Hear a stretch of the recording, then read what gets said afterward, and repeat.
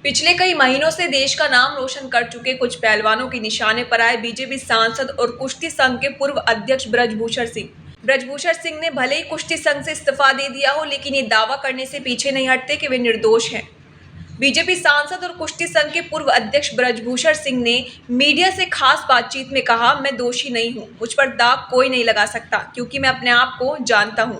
ब्रजभूषण सिंह ने कुश्ती संघ की राजनीति से अलग हट चुके हैं और साफ कर चुके हैं कि वो कुश्ती संघ का अगला चुनाव नहीं लड़ेंगे, लेकिन वो ये बताने से नहीं चूकते कि कैसे उनके खिलाफ मुहिम चल रही है। पहलवानों की मांगे लगातार बदल रही हैं। सिंह ने आरोप लगाया, पहले पहलवानों ने उनके इस्तीफे की मांग की, फिर उत्पीड़न का आरोप लगाया और जब खेल मंत्रालय ने समिति बना दी तो फिर महिला पहलवानों ने पास्को में शिकायत कर दी।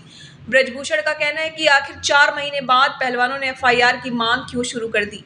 ब्रजभूषण ने कहा कि पहलवानों की मांगे लगातार बदल रही हैं जबकि वे अपने पहले स्टैंड पर कायम हैं। ये साबित करता है कि उनके खिलाफ एक साजिश चल रही है। दिल्ली पुलिस भी उन्हें बुलाकर 5 से 6 घंटे पूछताछ कर चुकी है। उनके मुताबिक एक साफ तस्वीर उभर के सामने आ रही है कि इस पूरी मुहिम में कुछ ताकतों का हाथ है। हालांकि उन ताकतों के बारे में बताने से उन्होंने साफ इनकार भी कर दिया। उन्हें 100% भरोसा है कि उनके खिलाफ कोई भी आरोप साबित नहीं हो पाएंगे। ब्रजभूषण सिंह को दुख इस बात का है कि महीनों से चल रही इस जांच में सबसे बड़ा नुकसान भारत में कुश्ती और युवा पहलवानों का हुआ है। ब्रजभूषण सिंह का मानना है कि पहलवानों की लड़ाई कुश्ती संघ के खिलाफ नहीं बल्कि उसके अध्यक्ष के खिलाफ थी, इसलिए संघ के पूरे कैलेंडर को रद्द कर देने का कोई औचित्य नहीं था। उसे जारी रखना चाहिए था। उसे रोकने से ही धरना कर रहे पहलवान और उनके पीछे खड़ी ताकतों को लड़ाई जारी रखने की ताकत मिली। देखिए पूरी रिपोर्ट। चाहिए था, हटना चाहिए। शाम को इन्होंने मेरे ऊपर आरोप लगा दिया यौन उत्पीड़न का, और साथ ही साथ जब मीडिया के लोगों ने पूछा कि आपके साथ हुआ तो इन्होंने इनकार कर दिया। पहले बताया कि 9-10 लोगों के साथ हुआ है, लेकिन मेरे साथ नहीं हुआ है। फिर इनकी संख्या 100 हो गई और 100 से 1000 तक चली गई। और जब खेल मंत्रालय ने जो समिति बनाई थी और एक ओलंपिक के नेतृत्व में, उस समिति में 17 लड़कियां पेश की गई थी। 17 लड़कियों को बुलाया गया था। उसमें कोई नाबालिग लड़की नहीं थी।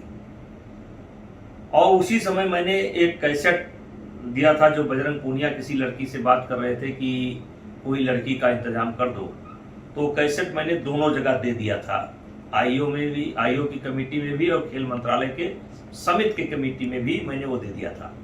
अब देखिए, लेकिन ये दोबारा जब धरने पर बैठे तो उसमें कोई पास्को की लड़की नहीं थी, नाबालिग लड़की नहीं थी, लेकिन दोबारा जब धरने पर बैठे तो ये एक लड़की नाबालिग इंतजाम करके ले आए। और मुझे ये बात मालूम थी, मैंने पहले दोनों कमेटियों को बता दिया था कि ये प्रमाण है कि ये लड़की मेरे खिलाफ ढूंढी जा रही है, और वो ले ही आए और फिर दोबारा धरने पर बैठ गए। मैं तो खेल मंत्रालय की जो जांच समिति बनी उसका भी कोई विरोध नहीं किया। आईओ ने जब मुझे बुलाया तब मैं गया, उसका विरोध नहीं किया। दिल्ली पुलिस 2-2 दिन, 6-6, 7-7 घंटे, 2 दिन कम से कम अब तक मुझसे पूछताछ कर चुकी है, मैंने कभी विरोध नहीं किया। लेकिन इनका पेट नहीं भर रहा है, ये खुद नहीं जानते हैं। अभी इसी बीच में एक सज्जन मिले, नाम नहीं लूंगा, जो कुछ बातचीत इन लोगों से कर रहे थे। मैंने उनसे पूछा कि तो क्या परिणाम क्या निकला, तो उन्होंने कहा भाई ये लोग खुद नहीं जानते हैं कि मुझे क्या चाहिए, ये अपने हाथ में है ही नहीं है, ये दूसरे के हाथ में है। ये खुद अपने मालिक नहीं है, इनका कोई मालिक दूसरा, ये खुद कंफ्यूज है ये चाहते क्या है। ब्रजभूषण शरण सिंह हमेशा पहलवानों के लड़ता चला आया जब से वो रेसलिंग फेडरेशन में है। क्या ब्रजभूषण शरण सिंह जी दोषी हैं इस मामले में? अरे कोई सवाल ही नहीं, कोई सवाल ही नहीं। मैंने पहले कह दिया था, कोई सवाल ही नहीं, कोई सवाल ही नहीं, कोई सवाल ही नहीं। मैंने पहले कह दिया था।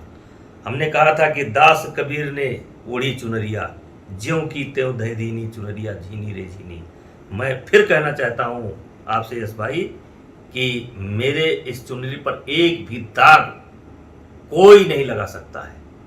क्यों नहीं लगा सकता है? कि मैं दूसरे को नहीं जानता हूं, अपने आप को जानता हूं, अपने चरित्र को जानता हूं, अपने कार्य व्यवहार को जानता हूं।